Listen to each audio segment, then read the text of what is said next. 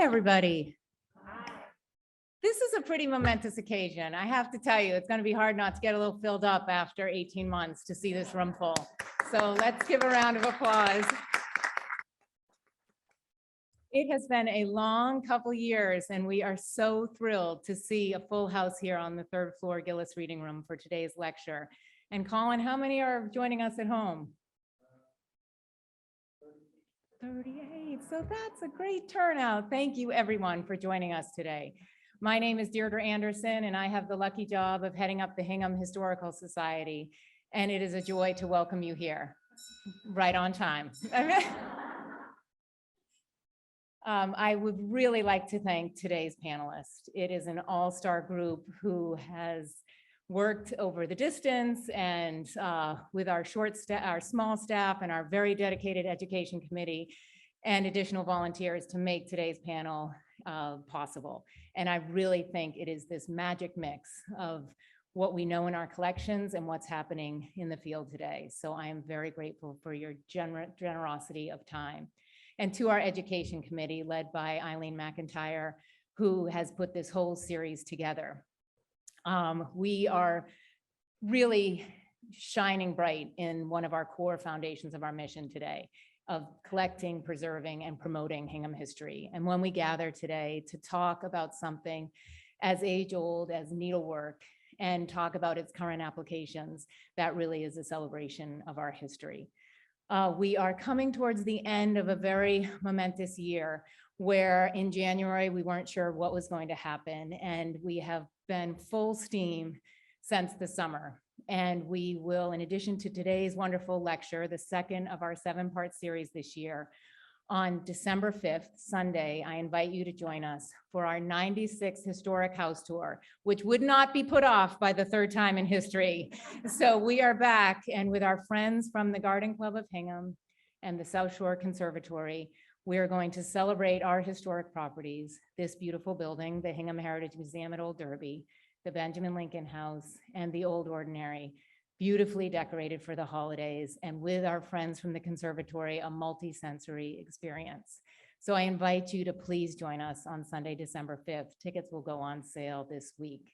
And of course, it's that magic time of year when we ask everyone for their financial support in addition to their support through membership.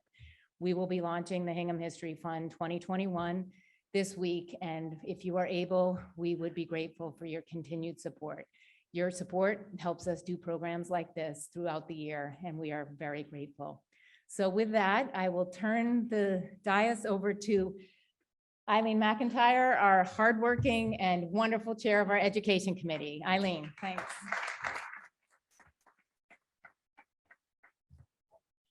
And Deirdre, could you do me one favor and advance one slide? All right, thanks so much.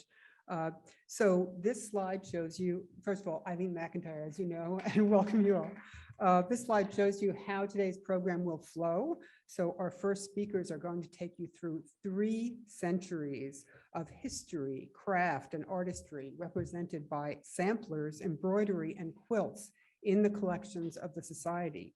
We will then hear from a panel of Hingham women involved in the art and business of needlework today. And after all of the prepared remarks, we will field questions from the in-person at the museum and live online audience as well. We expect to conclude today's program at about 4:30, so we'll keep moving. And now it is my great pleasure to introduce our first speaker, who you'll see on screen as soon as I get back to my laptop, but you'll see her in person in a moment as well. Our first speaker is Denise Demore.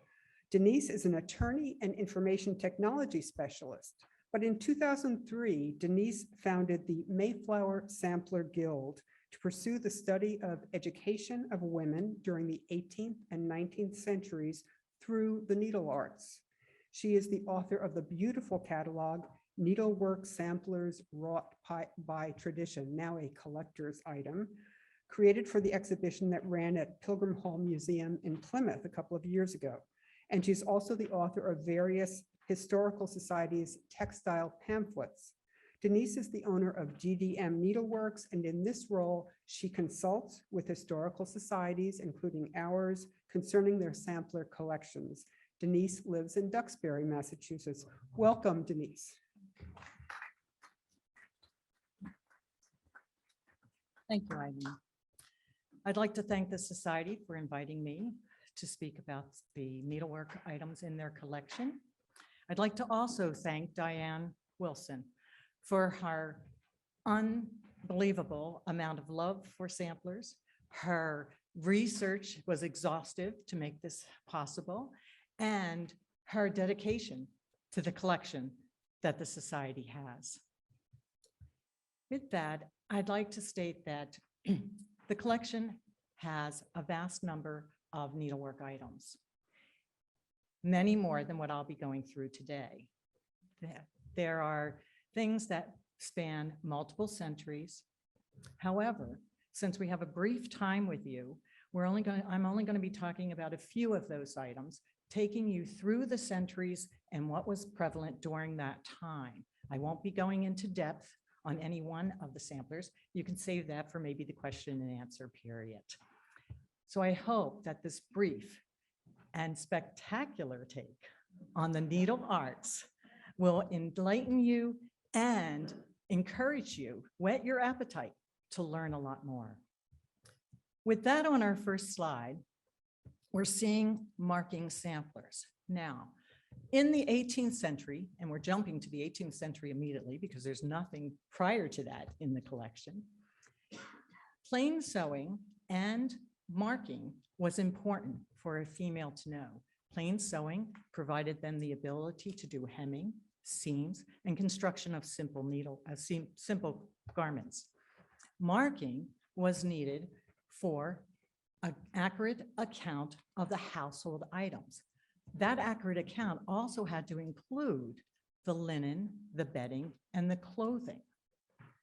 So in these samplers, you see both Pata Whitten and Elmira King, though Elmira's is half a century later, you will see that they are both showing their plain sewing techniques by hemming all the way around the sampler on all four sides, and they are marking. They are learning their alphabets and their numbers.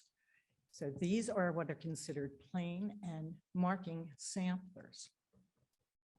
In the next slide, we see Fanny Gay. Now, Fanny Gay's sampler is very different than what you just saw, but it's still similar to a marking sampler in that it does have the alphabet. But additionally, what Fanny Gay has done is she's done bands. She's done these individual bands of patterns.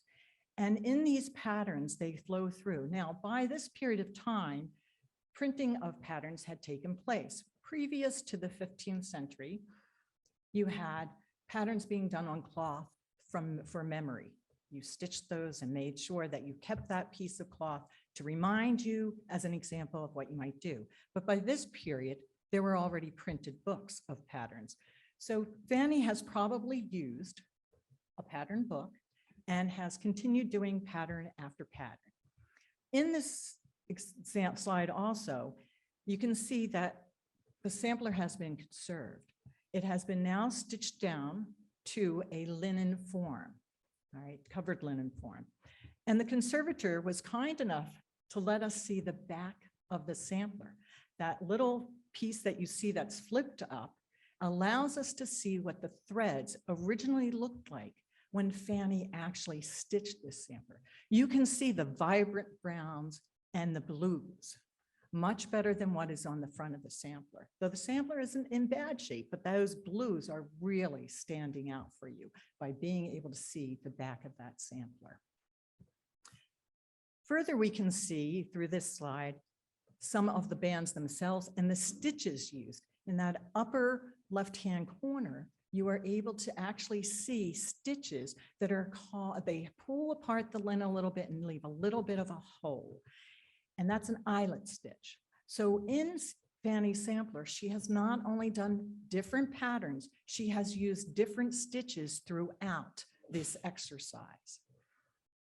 And Fanny did this in 1774. So this was one of the oldest samplers in the collection here at the Society. Quickly moving on, there was another form of needlework at that time, and it was called fancy work.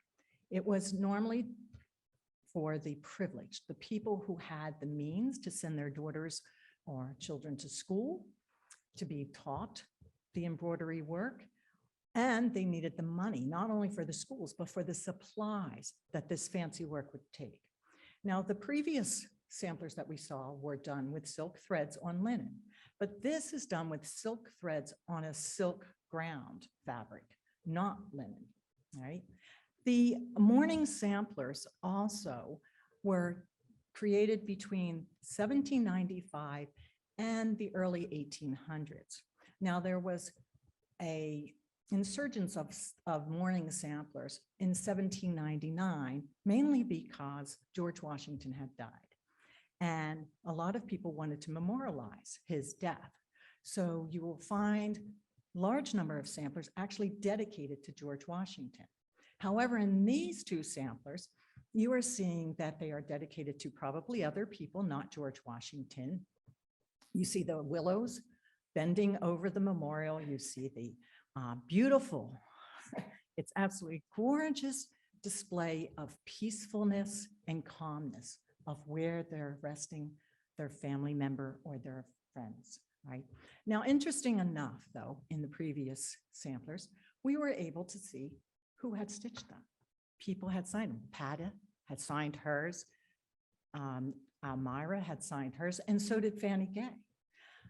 Normally, on these pictorial ones, you don't see a signature, and you don't very often see a date even on them.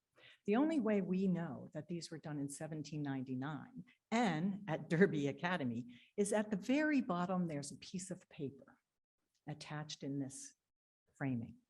And on it, it tells us who they were done for, it tells us the date, and it tells us where it was done. But it still does not tell us who did it. Additional research has to be done.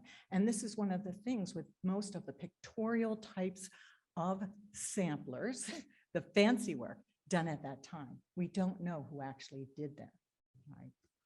Moving on though, and now we're going into the 19th century, we have in front of us what's called a family registry. However, this family registry also is a mourning sampler. Lucy Jacobs created her family registry in 1809. However, by 1809, she had already experienced the death of 3 brothers. So she has the memorial in there with the old, what looks like the old ship church right alongside that willow tree.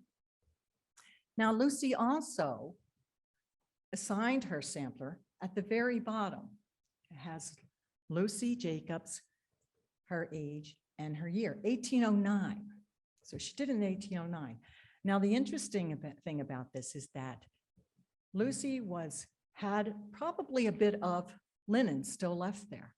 And someone, whether it was Lucy or not, we don't know, added the birth dates of other siblings throughout the time period, 1810 to 1820.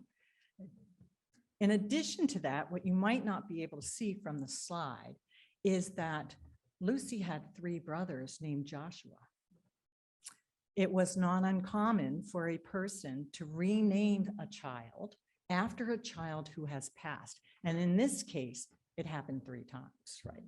So we have that from the sampler. So genealogists would love this because how difficult could it be to figure out which Joshua went with which family if you didn't have a family registry?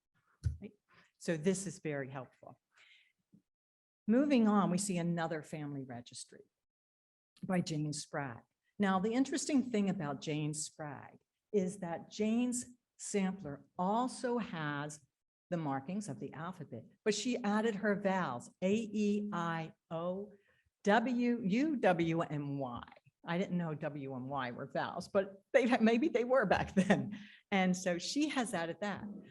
But in her sampler, she only had 1 other sibling. The size of her sampler is very similar to Lucy Jacobs. So what it looks and appears that was done by Jane was she added a verse She didn't have any more siblings to add to her sampler. She certainly did not want it to be a big blank space. It would look unfinished then. We would think of that. So she's added a verse, a very common verse for the period. So that's what she has done with this sampler. We're moving very quickly through the centuries. And here you see the 20th century. In the 20th century, we have someone who has done a beautiful, absolutely gorgeous, exquisite piece of needlework. All right. This chair was finished from a woman that was 61, and the accession record said it with the help of her two daughters that were 28 and 32 at the time. Now, think about this. We went from young girls, either at home or in schools, 9 years old, advancing up, doing needlework. Now we have a woman in the 20th century, 61, doing a beautiful, exquisite chair as this, right? The rolling hills down at the bottom. Now this format, this design is very similar to ones that were done in the 17th and 18th century on bed hangings and chair pads. But this is an example of the just beautiful, the rolling hills, the tree coming out, the flowers just cascading over the arms and over the back of the chair. And the back of this chair was dated 1937. It's initialed and dated 1937, which is great because now we have some context to put it in and whatnot of when it was done. But looking at this, we can't imagine that it was used like a marking sampler would have been, right? And certainly I don't think anyone wanted someone sitting in it, right? So it was produced for the beauty, the craftsmanship, to be admired and appreciated for what the maker had done and achieved, not unlike the samplers that we saw of the fancy work. Lucy Jacobs' sampler, the beautiful big pink flowers on that, and there was evidence that it had been framed, meaning that they had hung it to appreciate the craftsmanship and work and probably show it off a bit too to the people who came to visit them. So moving on, we see again in the 20th century though, we've moved to a different form of embroidery work. Previous ones were pretty much cross stitch and embroidery. They were probably had to be charted so the girls could follow the patterns and whatnot. But now we've moved into where screen printing has probably taken place and the patterns are already put on the linen for the person to be able to then stitch. Now, also, these were probably sold as kits. And the one we have here is actually a celebration, an anniversary for the 350th of Hingham. And someone has taken this. On the right, you see the plain one before it was done, probably what was sold as a kit. And then you see on the left a finished version. Now look at those colors. Aren't they absolutely gorgeous, like the chair was? The beautiful blues, the pinks and everything. They're just magnificent. And this sampler, though, was probably done by an older person, probably not done. And today, I don't know any 8-year-old that has the patience to sit unless they've got a phone or an iPad. So to sit and do this, this was probably done by a woman older than what we've seen in the early samplers. And now I'm going to jump to the 21st century. So Eileen said 3 centuries, but I'm taking you to 4, okay? So in the 21st century, what I'm showing you here is what some of the women that do a lot of cross stitching and embroidery do today. These are pin cushions. On the left, you are seeing an antique pin cushion for its purpose of poking with pins, and you can actually see the pin marks in this. Someone at some point made this to use every day while they're doing either their plain sewing or some of their needlework.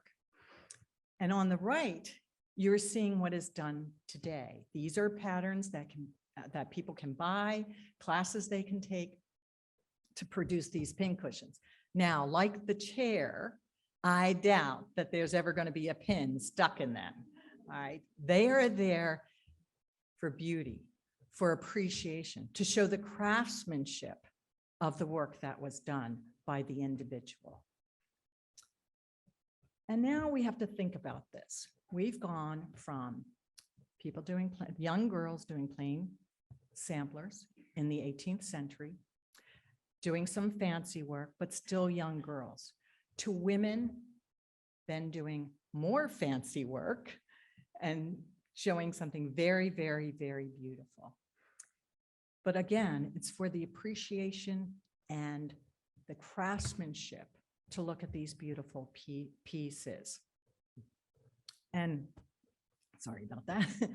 And one of the things I want to stress is that the art of the needle is like looking at a fine painting.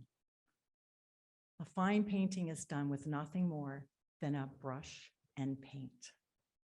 And these exquisite works are done with nothing more than a needle and thread. Thank you.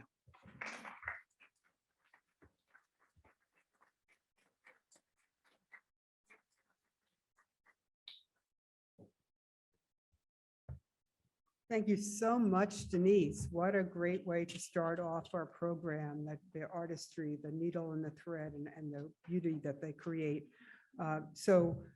Many of these works that you've seen are on display, and we'll have a few minutes at the end for you to take a look at them. And you'll have time to answer, or to ask Denise some questions at the end as well. So it's my pleasure now to introduce Pamela Weeks. Pam Weeks has been the Binney Family Curator of the New England Quilt Museum since 2011. Pam's love for quilts began as a result of the craft revival inspired by the US bicentennial in 1976. Her published work on signature quilts and potholder quilts has been published in the American Quilt Study Group's peer-reviewed journal, Uncoverings. And Pam is the co-author of Civil War Quilts, published in 2011. Her book, Portable Patchwork, will be published in January of 2022. Pam lives in Durham, New Hampshire. Welcome, Pam.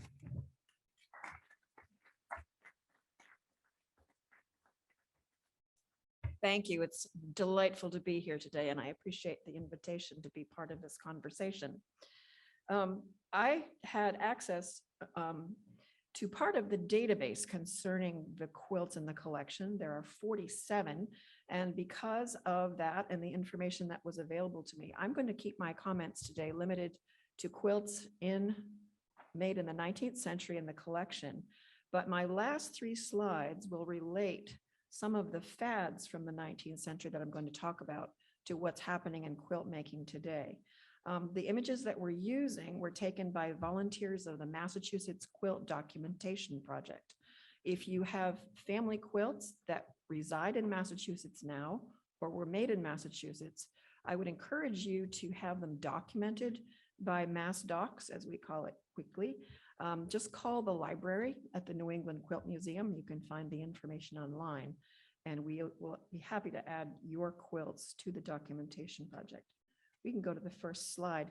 So what I found in my examination of the 19th century quilts is that the earliest ones are good examples of New England style quilts that are constructed of textiles probably produced in Europe.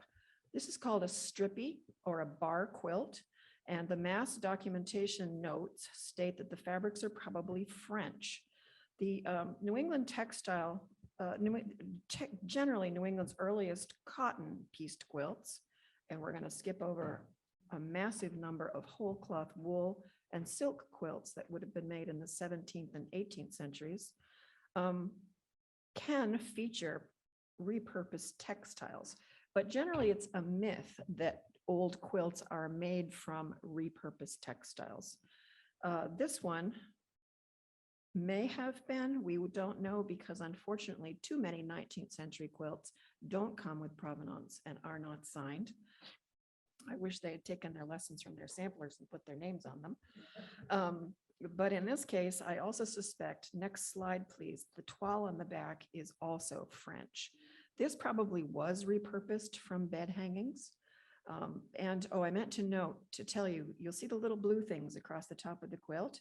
The Massachusetts Documentation Project uses trouser hangers to hang the quilts. And that is actually the documentation number that's pinned to the side. Next quilt, please. Oh, I wanted to state that you don't have to go back to it. With so much emphasis on embroidery in this lecture, I tried to think of all the examples I could where embroidery was used in 19th century quilts. Think back to the marking samplers. It is not uncommon for a quilt made in the late 1700s or early 1800s to have repurposed linen sheets on their back. And we have at least 3 quilts in the collection of the New England Quilt Museum that have initials of the owner of the sheet and the inventory number as well embroidered on it. In fact, my favorite one was made by Patience Hall Miller. And we have 2 sheets that were used and 2 different sets of initials from when she was not married and when she was married. So that's when we will sometimes see embroidery on the back of a quilt. The Thayer quilt is comprised of pieced stars, and the pattern is sometimes called Eastern Star or Variable Star. It's another whole lecture just to talk about naming conventions from the 19th century, so we won't go there. A very common pattern for the 19th century. And I want you to see that this is a scrap quilt, but she had enough scraps, or perhaps by this point she was purchasing fabric, to very carefully arrange the blocks. You see the center vertical stripe has red stars followed by a row of blue stars on each side, then more red stars. The Industrial Revolution in New England was well underway by the 1820s and 30s. And by this period, by 1820, there were already several factories printing cotton calicos. But I love to talk about the Industrial Revolution. And I always throw in this statistic because I find it so hard to believe. The earliest mills in New England that were spinning cotton may have been Rhode Island as early as the late 1700s. I think 1798 was Slater on the Blackwater River. But by 1836, the United States produced 120 million yards of printed cotton. So because textiles had largely been imported before the 18 teens and 1820s, most of the quilts, except for the exception of the scrappy quilts, were luxury items. By the 1820s, 1830s, even a mill girl could afford to go to her local store and purchase the fabric for the quilt that she wanted to make. Also in the first quarter of the 19th century, which we don't have an example of, there was a fad in certain parts of New England for embroidering wool quilts. Imagine large wool squares, always dark colors, black, brown, indigo dyed wools with alternating blocks with crewel embroidery, generally in flowers. Next slide, please. This is called 9-patch, and it's set on point, where the 9-patch squares are sort of running vertically instead of horizontally. It's a very simple and very common patchwork pattern, and I chose this one to highlight another Northeastern regional style, which was of low contrast. The last quilt had quite a contrast between the bright red stars in its background, whereas this one is of lower contrast. But again, take a minute and just have a look at it to see how carefully she did see it. This quilt, if I had a chance to examine it in person, I would guess has been cut down. You notice it has just one border across the bottom. People are kind of surprised when they learn in learning quilt history that our earliest New England quilts were huge, as much as 100 inches on each side, because beds, if a quilt was made for a fancy household, it would cover the bed across the top and down the sides. And what I forgot to mention, if you don't mind just popping back quickly, was the cutout corners on these quilts. That's another very strong hint for a New England quilt. You rarely see cutout corners to accommodate a four-poster bed outside of New England. Next slide should be the hexagon quilt. This was another major fad in the first half of the 19th century, and people continued to make patchwork quilts of this pattern into the 1930s, and they're having a renaissance. We'll get into that at the end of my talk. Some of the hexagon quilts that you find are made of very high quality chintz and polished fabrics, and this is an example of that. It's another regional style in the South. Women of means with probably enslaved help would make quilts like this, where each one of those patches would be no bigger than your thumbnail. I've documented quilts that have, each hexagon was 1/4 of an inch large, and they were just huge quilts, but all part of the same, the same fad. All right, let's go to the tulip quilt. So as people could afford to purchase fabric, several other fads started up, and one of them was for red and green quilts. Quilt historians would love to figure out where the source for this idea was. Some of my Pennsylvania quilt historian buddies think it came off Fractor work, the painted birth certificate and so forth with red and green tulips and a lot of red and green painting. Again, a regional style for New England. This is a very simple quilt compared to some of the ones in the Midwest and the mid-Atlantic states. Each of these blocks has maybe 30 pieces of patchwork, and some of the more elaborate ones can have as many as 120 pieces of patchwork or applique per block. I would also expect in this quilt that the alternating white blocks would be highly quilted and quilted with a very high quality. Now to the text quilt. So this is a quilt in your collection, which I've had the joy of seeing once. It's part of a huge fad, probably one of the most important ones of the 19th century, in which writing on quilts escaped or jumped to quilts from autograph albums. We have to find a buddy who will look at the inscriptions on these quilts and compare them to the inscriptions embroidered in some samplers. I've been challenging people to do that for a long time, but nobody's taken it up yet. They are also related to schoolgirl drawn art on cotton. The earliest extant inscribed quilt, and we use inscribed as the umbrella statement for friendship quilts, album quilts. This is an abolitionist quilt, but anything with writing on it is an inscribed quilt. They were made to reify community. An inscribed quilt, not this one, but the one we're going to talk to next, might be made for a parting, to give to someone in their neighborhood, for a wedding, or just offerings of esteem, for instance, perhaps to the wife of your favorite minister. But some quilts, and this is an early example, and I know of a second one made in the same period, include political or social ills. This one has a lot of anti-slavery sentiment. Go to the next slide, please. It's very unusual for a quilt to come along with a handwritten note on it.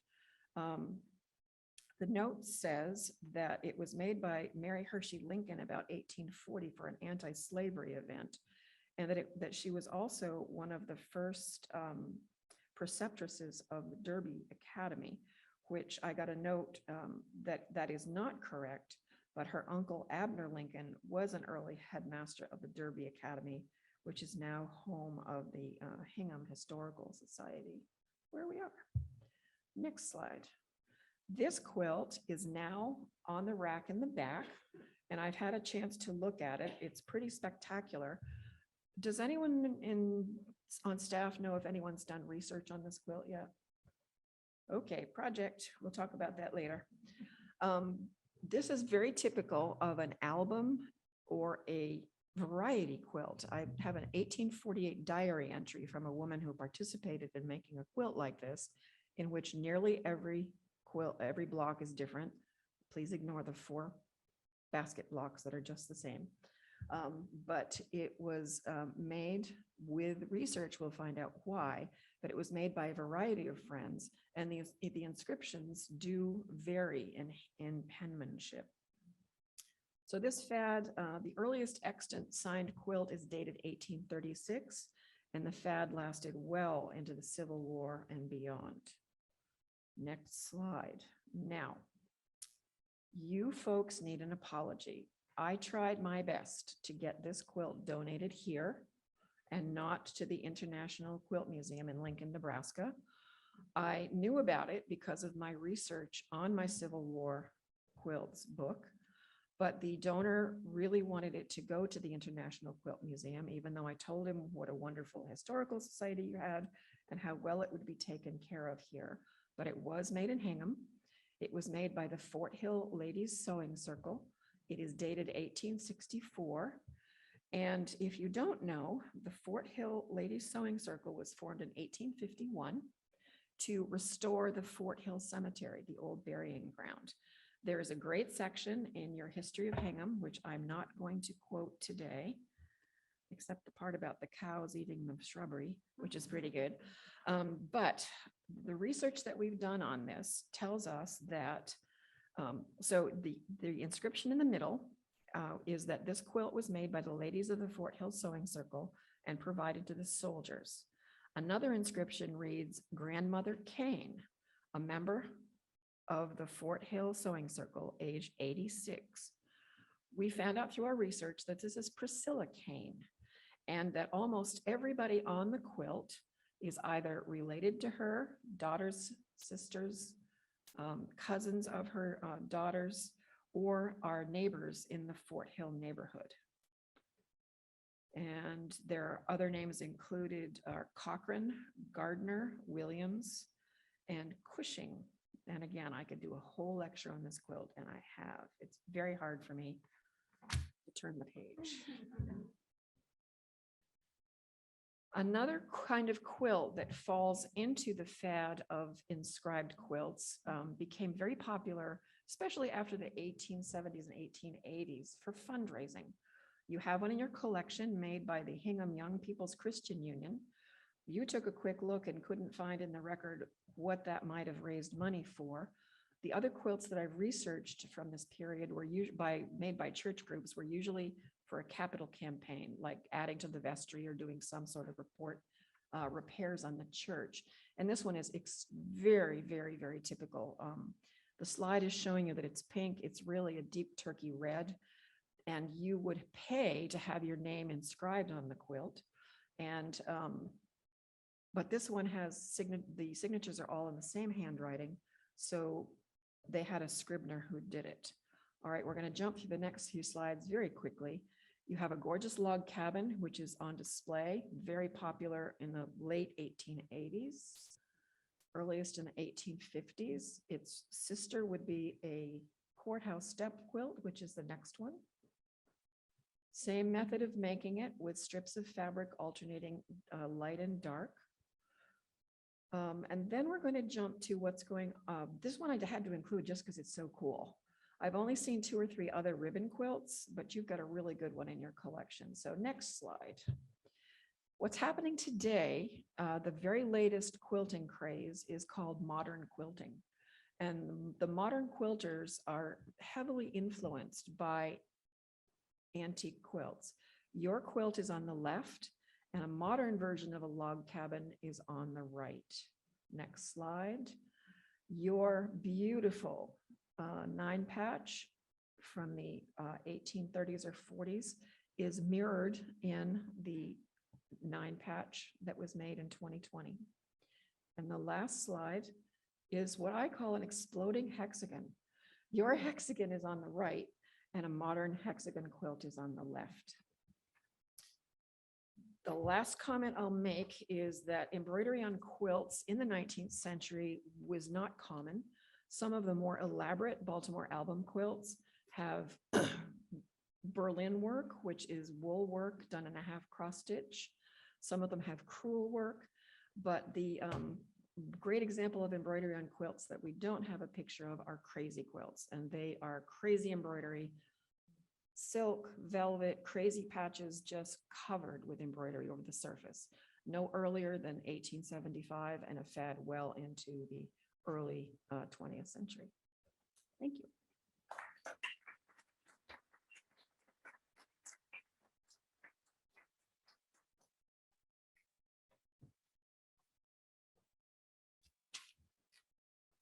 Well, thank you, Pam. And I could sense, I think the entire audience can, how enthusiastic you are for your subject matter and how we could have spent a day talking about these quilts as we could have about the embroidery.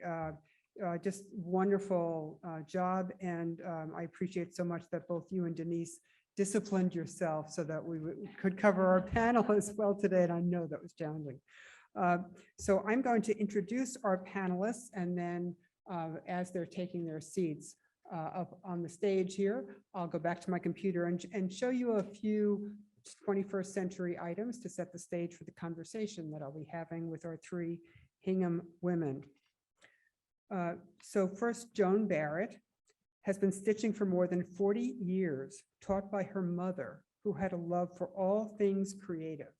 Joan opened Hingham Square Needlepoint 12 years ago, and Hingham Square Needlepoint offers hand-painted canvases for many artists and designers, as well as custom design work, threads, accessories, and classes. Joan has been a Hingham resident for 28 years. Second panelist, Jackie Fanning, who developed a love of heirlooms and handcrafted works of art from her mother and grandmother. Jackie opened Halcyon House Designs in the spring of 2019. Jackie paints her own needlework canvases. And as a busy mom, she says that she finds utilizing her creative skills helps to keep her centered. Jackie has lived in Hingham for 7 years. Hadley Walsh, our third panelist, grew up in Connecticut, and after college, when living in Boston, she began to stitch needlepoint belts when needlepoint accessories had become popular. A few years later, she met Jackie Fanning and discovered their shared love of design and stitching. So after Jackie started the business, Hadley joined Halcyon House Designs as a design consultant. Hadley also now lives in Hingham. So while our panelists come forward, I'm going to run over and take you through a few slides.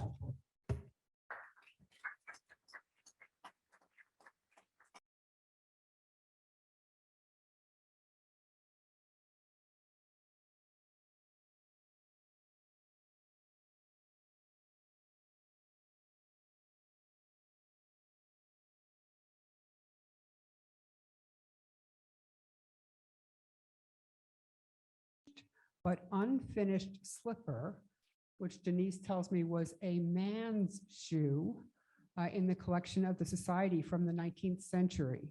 And next to it, a kit that you might use today to stitch the uppers for a pair of monogrammed loafers. This next slide shows how a pillow that was stitched in the 1970s inspired a design in 2010. Of course, today there are new tools involved in designing patterns, and here you see the steps taken from rough design, number 1, to the digital image, number 2, then a painted canvas, number 3, and a completed project incorporating the stitched canvas in the 4th image. Designs can be inspired by many sources, and as you can see on the 3 slides I'll show you now, these are all canvases ready for stitching, inspired by different things, places in this case, things that people are enthusiastic about, perhaps on the left, and personalities a bit on the right. And here, just a beautiful bottle that might be special to someone. This may be a custom design, I don't know. And then just a colorful flowery piece here. So these are all ready to stitch items. And never out of fashion. You've seen a lot of text in the embroidery that we saw earlier. And as women progress through time, sometimes the words on the images get a little snarkier, and you see some of that here and here. And here you see that these finished items, while beautiful, can serve many practical purposes. So here you see a tray and belts and coasters, pillows, and of course, holiday gifts that themselves can become heirlooms to be passed along through the generations. So now I'm going to go up and ask our panelists some questions.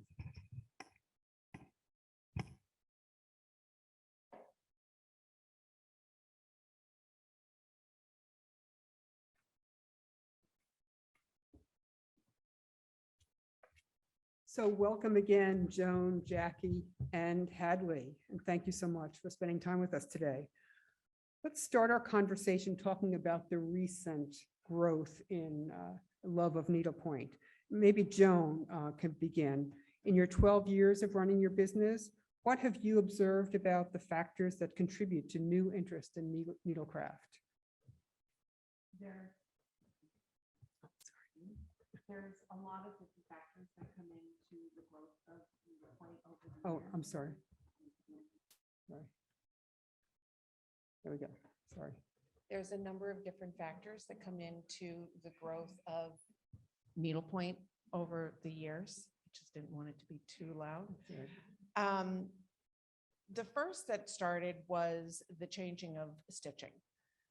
Years ago, most people just did continental or basket weave stitching, and it's beautiful. But then with the influence of embroidery and crewel work, we all started doing that on needlepoint canvas.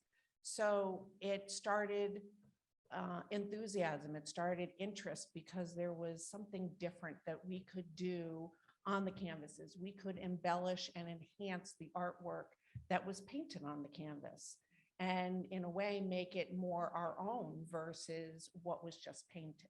So that kind of started the interest and enthusiasm. And then as the years went on, I'm going to say in the 12 years that I've had my shop, all of that has taken part. Classes, teachers all around the country come and teach at different shops, which also causes enthusiasm. And then one of the big factors is social media. Facebook has a large group that is over 17,000 members strong, and it's called Needlepoint Nation. And on that, people are able to post images of what they're working on, share ideas, share concepts, share projects.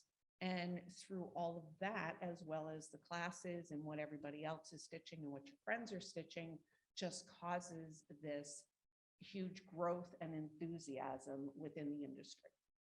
So Jackie, we've heard a little bit about social media and its impact. I know the term grand millennials seems to have caught on with some fans of needlework on social media. Can you explain what that means? Yeah, so the term grand millennial was coined to kind of define a person around the age of 20, 30 years old who loves the decor and style that was popular in the mid 20th century, kind of described as granny chic or grandma's house, but with a modern twist. It's a twist on traditional design, opposing a more modern minimalist sensibility, and needlepoint just kind of fits right into that. And once social media got popular, these 20, 30-year-olds found a community of fellow stitchers, and it kind of fueled everyone's creativity. Fascinating. So in our discussions leading up to today's program, I heard from all three of you that the internet and social media have impacted the industry. So Joan, could you start with, how does the popularity of online shopping and social media change how you manage and promote your business? That's a multifaceted question. So social media obviously is a big part of everyone's life today. So shop owners have to embrace the social media aspect.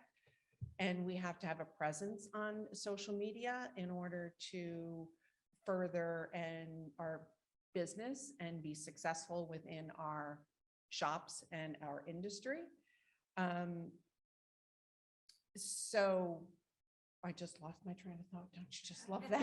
And so we can come back to you because I want Hadley to talk a little bit about the degree that social media plays a role in designs that have become popular. Yeah, so I think in general, in terms of the grand millennials and Instagram and Facebook, social media has really impacted the industry for shop owners. And I will have to say, yesterday was local needlepoint shop day. So congratulations to Joan and to us for to have a local needlepoint shop is actually very unique. So we're very lucky to live in a town that has that and has Joan's expertise. But then insert Instagram and social media and the younger stitchers who are finding small designers and just seeing what other people are doing. It brings us all together. I've stitched by a pool recently in the summer, and a friend said, "Oh, I didn't know you stitched," and I said, "Oh, what are you doing? Get on Instagram." And she said, "I stitch, but I stitch in the privacy of my own home. I didn't know that other girls our age did this." And so there is this way where we find each other. And in terms of popularity of designs, last year, of course, we were all at home stitching, and people were posting their projects, and a big influencer, his name is Rudy the Prep. He posted his tree topper for a Christmas tree, and that bow that's been around for a while all of a sudden exploded, and everyone wanted that bow. And so it was just sort of seeing what other people are doing has really been a part of our world. Great. Well, why don't we go back to Joan? And I'm just wondering, because we heard about influence from social media and something popping like that, but what are other influencers? Where does inspiration come from for the designers? So there's roughly 100, give or take, artists, designers across the country that design needlepoint canvases. And their inspiration comes from whatever their artistic sense and love is, whether it's a love of landscape, a love of botanicals, a love of the various different holidays. They are all true to their artistic style. They are not influenced by social media. They stay true to their lane and their love of their specific art, whether it's impressionistic, whether it's geometrics, whatever they love to do is what inspires them. And that is where their artwork comes from, not so much from external factors. Okay. So Jackie, why don't you start on this one? What about custom designs? How important to your business is a customer coming in and saying, "Can you create a canvas like this"? Yeah, I definitely get a lot of those people. It's a lot of people just want something that's made just for them. And, in my case, I have done custom home paintings that's, little ornament sized or bigger. Someone wants to they're proud of their home and they want to stitch a little ornament for their Christmas tree. I do a lot of maps, say, give me the coordinates and I'll do a map, whatever size. We do a lot of quarter boards with towns names, their last name, their summer house name. But just being able to do a custom canvas for someone is it's connecting. It's such a thoughtful way to connect with customers and just have them feel a part of the process. Great. Joan, anything you wanted to add to that?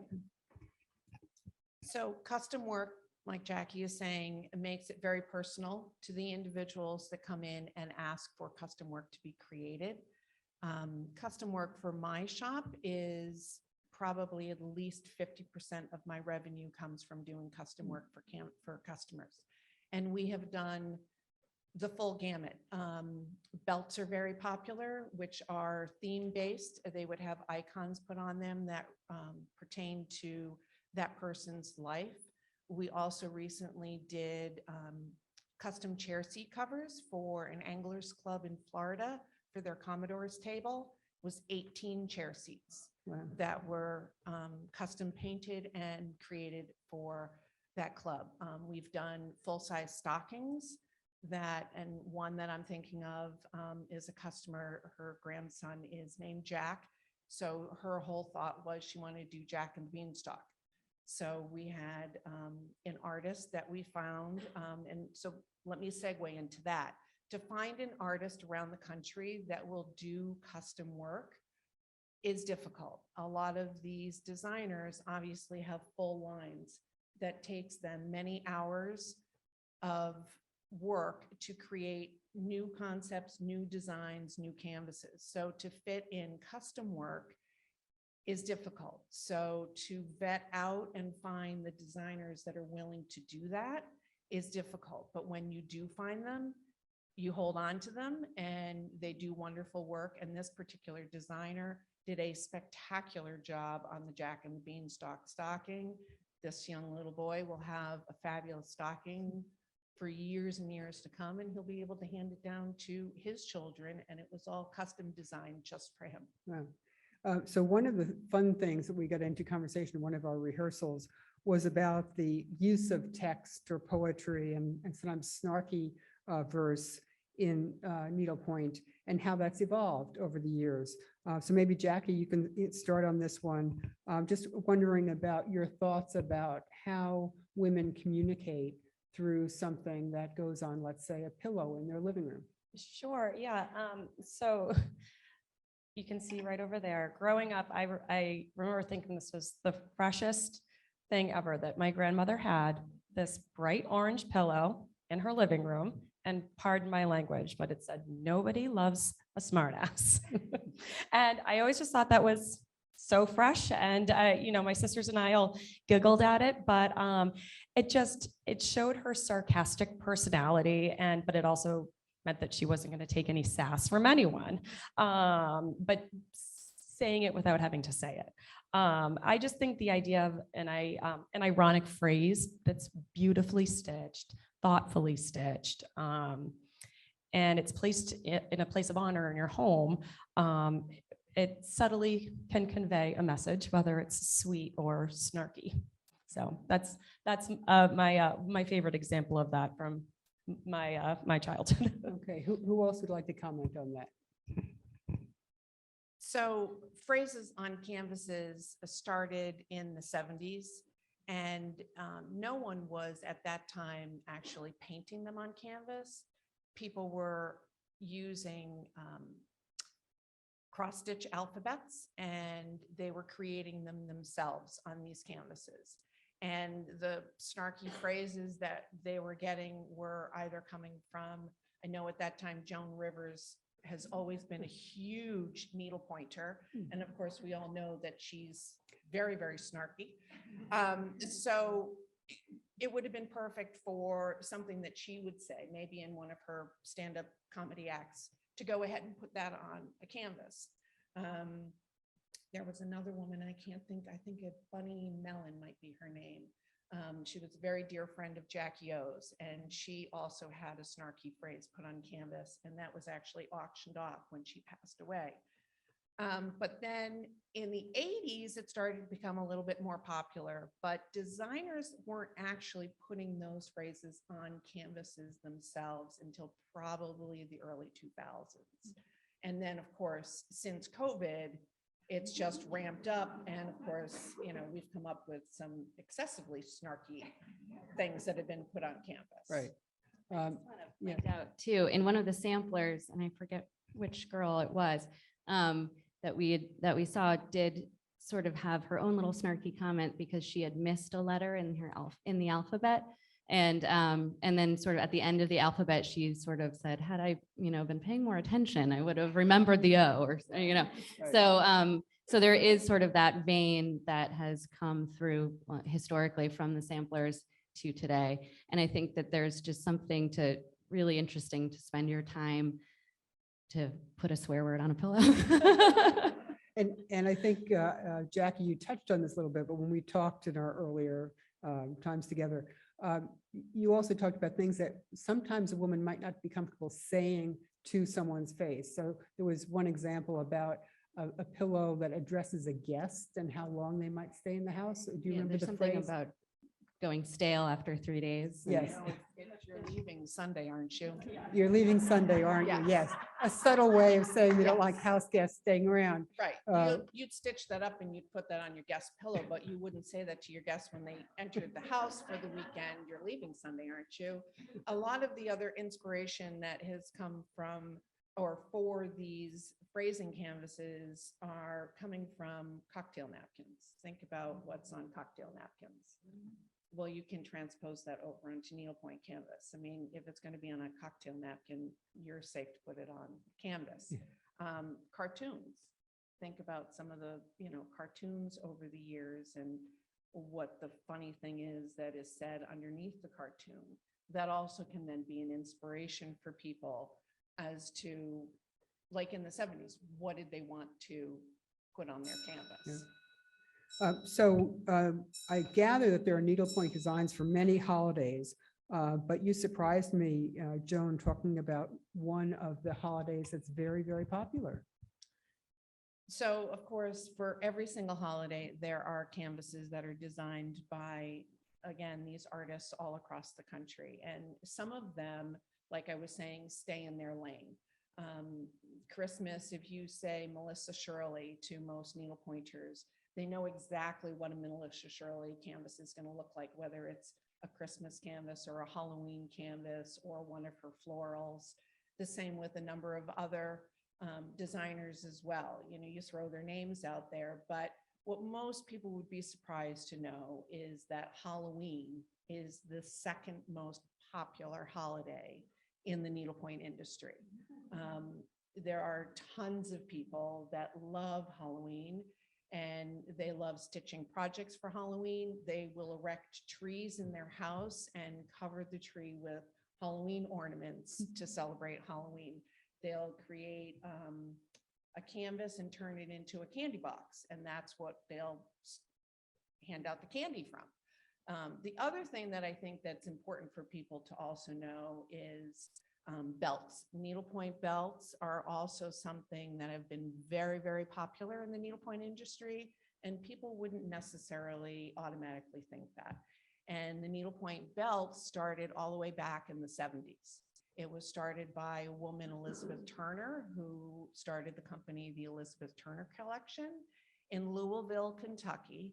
And she has a huge line of needlepoint belts. And then she collaborated with a local tack shop to finish those belts. And basically the tack shop was then using horse rein leather to back the belts with. So needlepoint belts are very popular and they've been around since the 70s. Yeah. Hadley or Jackie, any other surprises, either in terms of a design that someone asked you for that catches you off guard, or an item that they want needlepoint to decorate? I would just say that to go back to social media, that that because there are some small needlepoint designers popping up, that some of the current events can influence what those designs are, and then therefore be like ready more quickly than having to wait for the paint houses, which I think we will talk about later. Yeah, and I mean, just surprisingly popular items are just simple everyday things like an image of Jack Rogers sandals or a bottle of Veuve Clicquot. And just, it can just be really silly things that are popular, like nods to reality TV, or even food is showing up on canvases. So it really runs a gamut. So Very Hadley. popular charcuterie board right now. Oh, Yeah. yeah, charcuterie board, okay. How important are digital tools in the design process?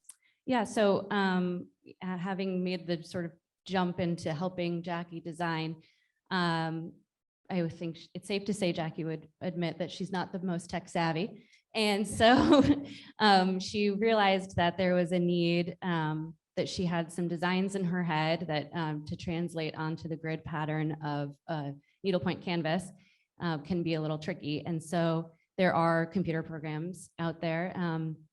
And I use a program called Max Stitch to help her translate her sketches on the backs of napkins sometimes to translate it onto a needlepoint canvas chart that then gets painted onto canvas. So maybe related to that, but maybe we can start with Joan. So if a customer comes in and they have a custom request, about how long does it typically take from the time you get that request until a canvas is ready?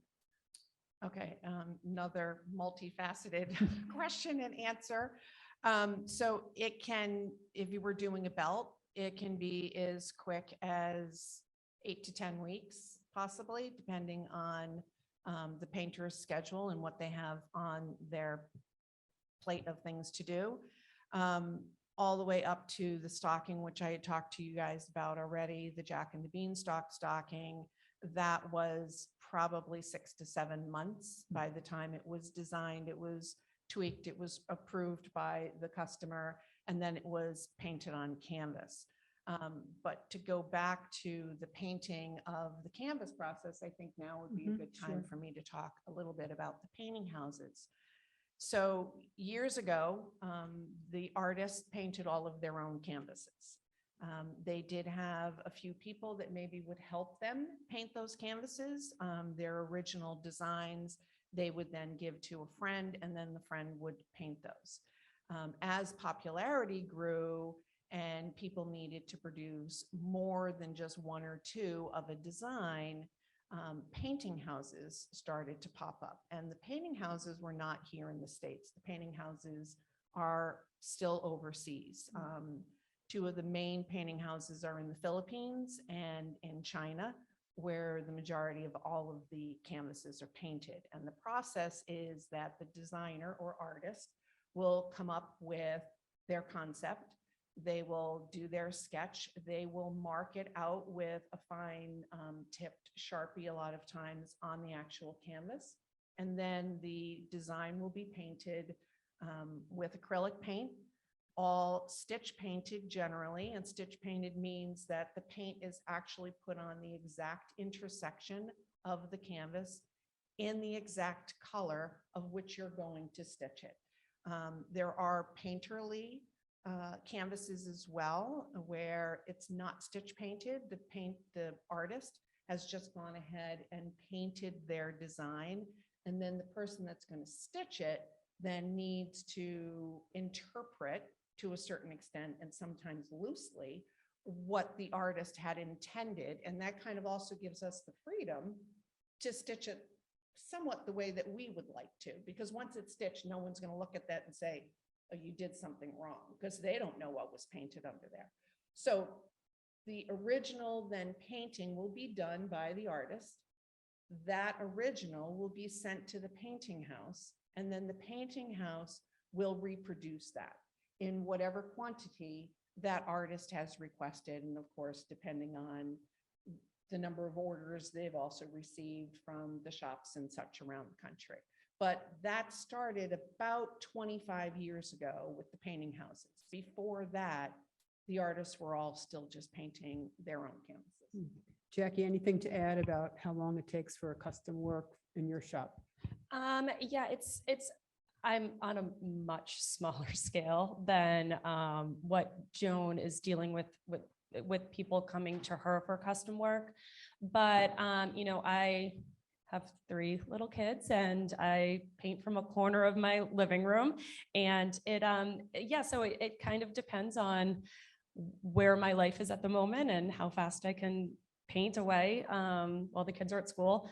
But generally I can turn something around relatively quickly. I usually give it 3 to 4 weeks is my timeline. And and I have now started using a painting house for a few designs, but I do love the painting process myself. So that is something that is just near and dear to me that I don't want to completely give up. Sure. So Joan, could you comment a little bit about fibers? We heard in the earlier presentation about silk on silk and silk on linen, different periods of time and different, people with means that might use different materials. What kinds of fibers are people using? What threads are they using today?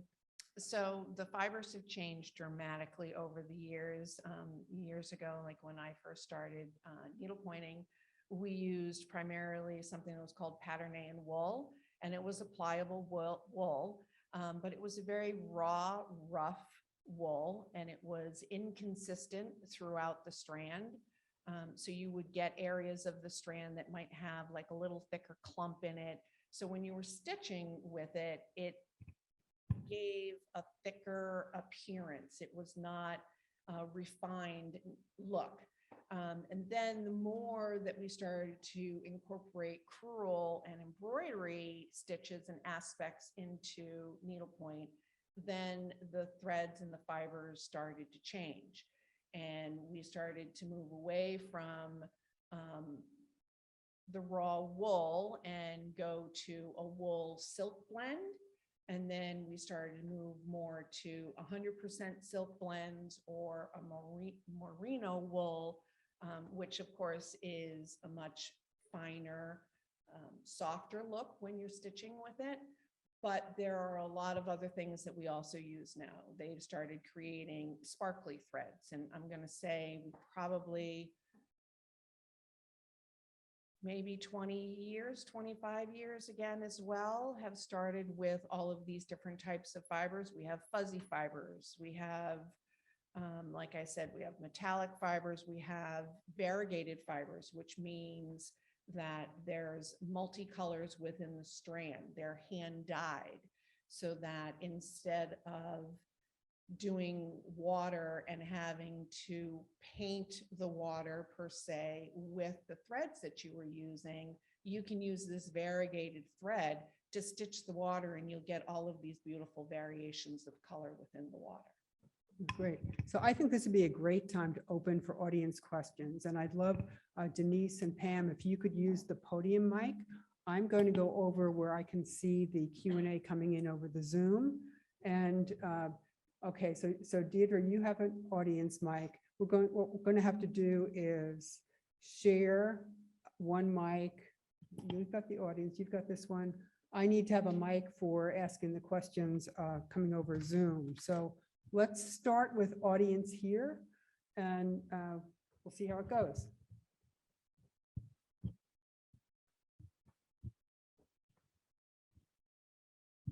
Thank you, boy. This is really fascinating, but there was one little detail that really interested me. You mentioned, Joan, that the that the phrases appearing didn't really start until the 70s. You meant the 1970s, not the 1670s, 1970s. Needlepoint, yes. That's amazing. Well, you might say a little bit more about that, but there was one that was in several different places here. I don't know if you noticed it, that had that elaborate poem. I remember it. Hingham for beauty, Cohasset for pride. Without herring, Weymouth had died. Does anybody know where that came from? It's wonderful. But that's a really good one. It's on like 3 or 4. Right. I mean, the good herring run that they have over there in Weymouth. So, I mean, I think that obviously the phrases and wording and letters on cross stitch, because it was cross stitch, it was done on fabric. To segue into needlepoint canvas, because the canvas is starched, it became a different type of needle art. So the phrases were not something that people were necessarily doing. They were creating pieces with needlepoint canvas because it was going to be sturdier and stronger and was going to hold the test of time. And then I think the phrases just came obviously much, much later. I just had one thing to add to your history. Needlepoint really became very popular in the late 60s and 70s when WGBH put Erica Wilson on television. And I don't know if any of you remember the needlepoint program, but it was wonderful. I guess she still has a shop on Nantucket, but I remember immediately needlepoint stores appeared in practically every little town, and they had lessons. And do you still give lessons? Absolutely, we do. Yeah, for people. And I remember I took a number of them, and I have quite a few needlepoint things I've done from that era, and I just loved them. And then it sort of died out in the 90s, 80s, 90s, and Well, I think what's happens a lot with needlepoint is it's needlepoint and knitting kind of ebb and flow. A lot of people do both. If they're knitters, they can also be needlepointers, or needlepointers can also be cross stitchers and embroiderers.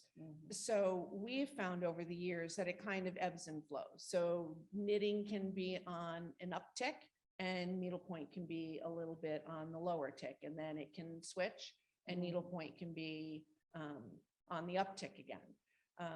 But classes are always something that people love to do, and we always offer classes at our shop, as all shops do.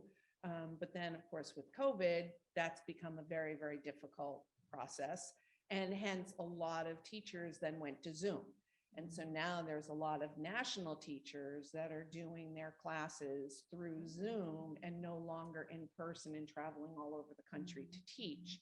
And of course, in our shop, we are now trying to get people to come back and start taking classes, but it's slow growing still. Yeah.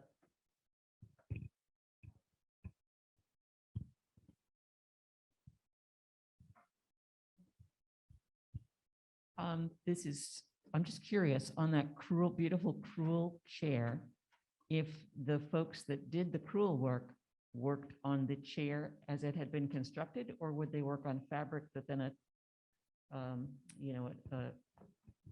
upholsterer would put on the chair? Anyone can comment on that? They more than likely would have not worked on it on the chair because they wouldn't have been able to get the needle through.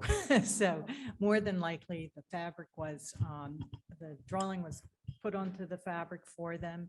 And then they stitched the whole thing, they did the embroidery work, and then that was applied to the chair.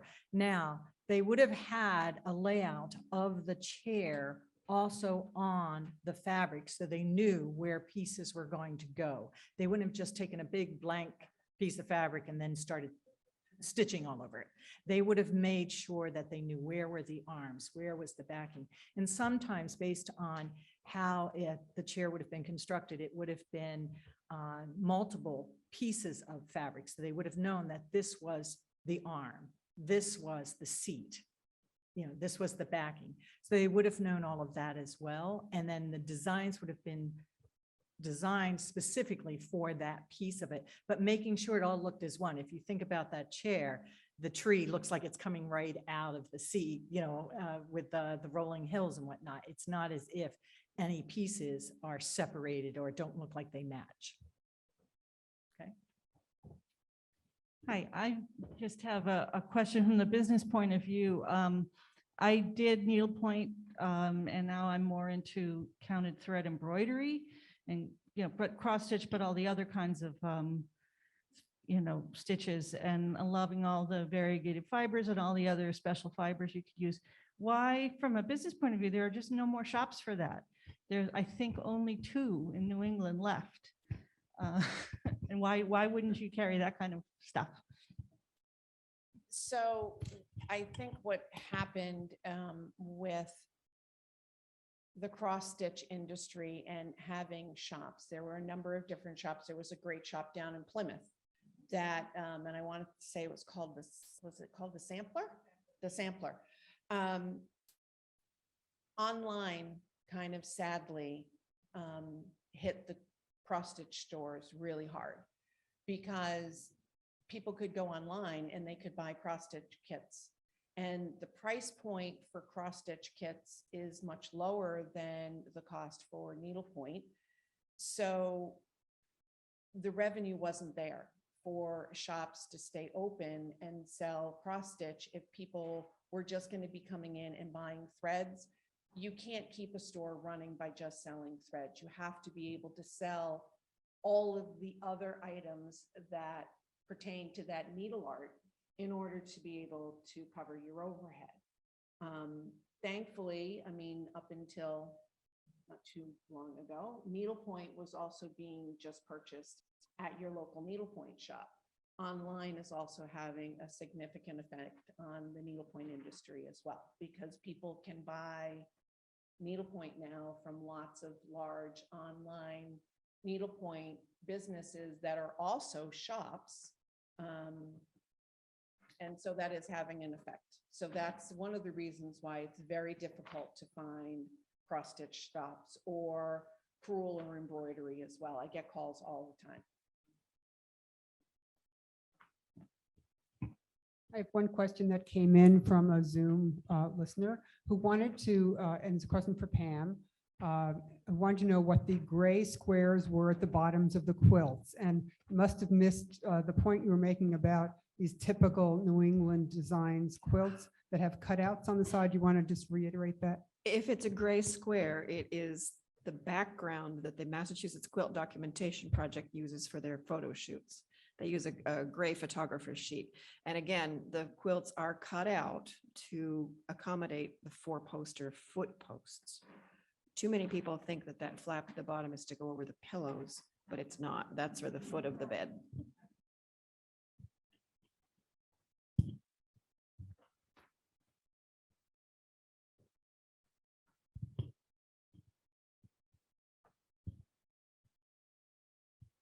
Some years ago, I heard another quilter give a talk, and she said that during the Civil War, fabrics were not shipped into the country. And she said that that's what sort of gave rise to crazy quilts. I'm sorry, what was shipped into the country? Well, that during the Civil War period, there weren't as many fabrics coming from England and everywhere else. And she said that crazy quilts, or that kind of gave rise to people using little bits of fabrics from their homes to make crazy quilts. And I've always wondered if that was true or not. The beginning of crazy quilts is nearly sudden. And most quilt historians agree that it was the influence of the Orientalia, the Japanese design elements that were seen at the Centennial Exposition in 1876. You just don't find crazy quilts before 1876. Crazy quilt being defined in the period as velvets and silks with lots and lots of embroidery. There was crazy patchwork before, but it was just kind of random and no embroidery on the surface. You mentioned that date in your talk, and that's what made me wonder Right. whether this had been accurate, because Right. There's, yeah. people have gone, there are actually very good photographs of the design elements that were available in 1876 at that Centennial Exposition. But- And there is we see fans from the Japanese exhibit that are part of the design elements on many crazy quilts. Did the Civil War have an effect on quilts? Huge. Yeah.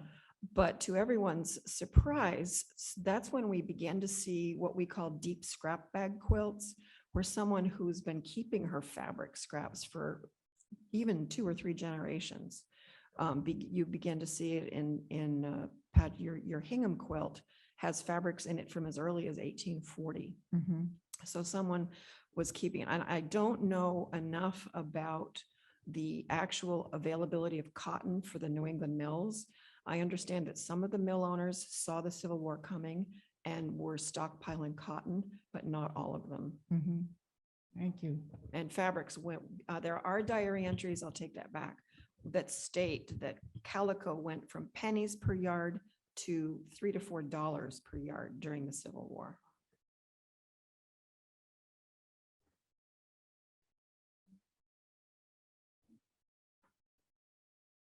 I can talk very loud.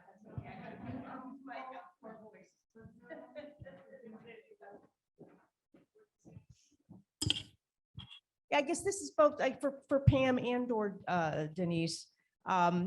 You know about, or you hear about, men who were tailors and did those sorts of needlework. Were there men involved either in the quilting, needle arts, embroidery, or was it a purely female pursuit in the 18th, 19th centuries? I know we have one quilt in our collection that was made by a man. We have 3 generations of that family's quilts. The majority of quilts that are attributed to men are rare in our country, but they were used to rehabilitate soldiers. There's a whole genre of military quilts made of military uniforms. They're very bright red, deep blue. The author's name is Annette Giraud, Gero. If you're interested in more information about it, she recently had a traveling exhibition about military quilts. There are more men quilting today. I think of who was the famous football player who did needlepoint? Rosie Greer. Rosie That's right. Greer. And there's actually a wonderful weird stitcher called Mr. Cross Stitch. I love to follow him on Instagram. But generally it's a female art. And what about embroidery? So you're correct that a lot of the people were tailors. And when you think back, there's research being done now in the way of the English caskets that are done, the beautiful embroidery on the English caskets. Well, they're finding that there were male embroiderers that were actually doing those pieces and selling them. So a person, when you think about custom work, a person might come in and ask, say, they wanted a casket and have a design that they wanted done. And the male embroiderer would be the one doing those panels. And then the person would be helping put it back together, or they'd be getting a woodworker that would actually put the embroidered pieces on them. And a lot of them would have stump work as well as flat work of the embroidery. So there is proof of that at this point in time that we've been finding.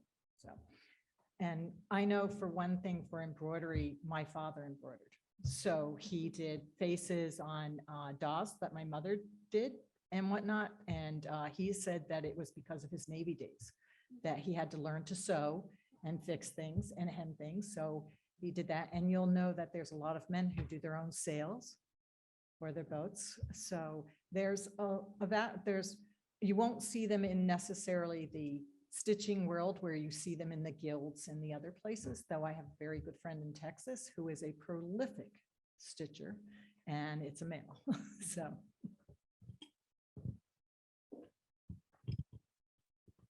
I have to add one thought to my answer, which you spurred with your English stump work boxes.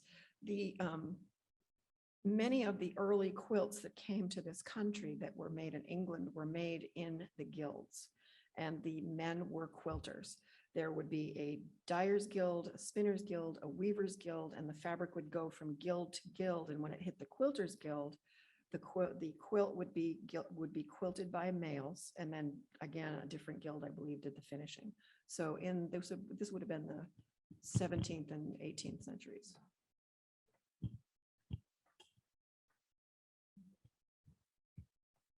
I am so proud of all 5 of you women. We are on time. This is a stunning development because we had so much to cover today, such rich content. Thank you all for bringing new light on our collections, for bringing us through the centuries of work by women and men, as we've just learned, and really tantalizing us as the holidays are approaching. One quick question. If I had a child or grandchild who I thought I'd like to introduce them to needle arts, how old do you think a child should be before they're using a needle and thread to do some needle craft or sewing? I'll speak personally. My daughter is 8 and she started stitching at 5. Oh, right. Good to know. And I agree. I mean, it all depends on each child. I mean, some children don't have the dexterity. They're not quite ready to be stitching necessarily at a younger age. I know myself, I started at 10, but we generally say somewhere around 7 or 8 is a great time to start. Like the early embroidery that we saw, the samplers, that kind of age. So thank you all. I think Kathy Curley is here. Is Kathy here? All right, Kathy has just some tokens. Okay, downstairs we'll have some tokens to give each of our speakers. there's really no way to reward you fully because this is just a wonderful program. Thank you so much. Also, thank you to the supporters who make it possible for us to house these collections, and institutions like the Mayflower Sampler Guild, who have provided support to properly conserve some of the oldest pieces in our collection, one of which you saw today, the Fanny Gay piece that was conserved with the help of the Mayflower Sampler Guild. Thanks also to the volunteers who enter and update information in our database so that we properly identify and interpret these treasures. And we're always sometimes learning things that aren't quite right and updating those, but also keeping track of them in our collections. We have many, many boxes and drawers and have to know where to find things for programs like today. And thank you to our wonderful audience. This is just the second in our Out of the Box program. 5 more programs that kick off in January, and we are selling individual tickets to those at this point. So keep abreast of what's up on the website. And you know, these programs certainly enlighten us all, but they would not be possible without the support of the subscribers to these series. So thank you. And we'd like those of you who are here in the museum today to join us on the first floor, where we'll have some light refreshments and where you can shop for some needlework quilts that Joan, Jackie, and Hadley have provided for sale. On your way leaving this room, if you didn't have a chance before the program, you can look at some of the work both from our archives over here, some of the needlecraft that you saw on screen, and then some of the works that our 21st century shop owners and creators have brought in to show you what's being done today. And over here, 2 beautiful quilts, as well as some additional works that our Hingham women brought in today. So browse a little bit, come down, join us for refreshments. We're now going to end our Zoom event. We hope those of you at home have a wonderful evening. I wanted to give a quick shout out though to Colin McGinnis over here in the corner. Hey, Colin. We could not do a hybrid program without, turn off this other mic, sorry. So it's not, okay. You know, hybrid was new for us, and the last program was very scary for us to enter the hybrid world, and this was equally complex. So thank you very much to Colin. Another quick shout out to Diane Wilson, who was so helpful for today, to Jim Verdelis, Paula Bagger's husband, who did some of the photography that we needed for today, and that's all. So see you downstairs.